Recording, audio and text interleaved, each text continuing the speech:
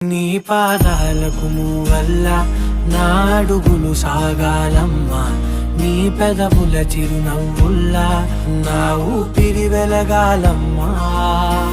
నిరంతరం నీ చంటి పాపల్లే ఉండాలి నేనన్నాళ్ళకి, నిన్ను దిలెంతగా ఎదగాలనుకోనే అమ్మా.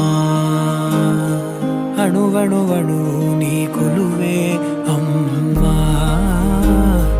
ఎదసడిలో శృతిలయలు నువ్వే అమ్మా.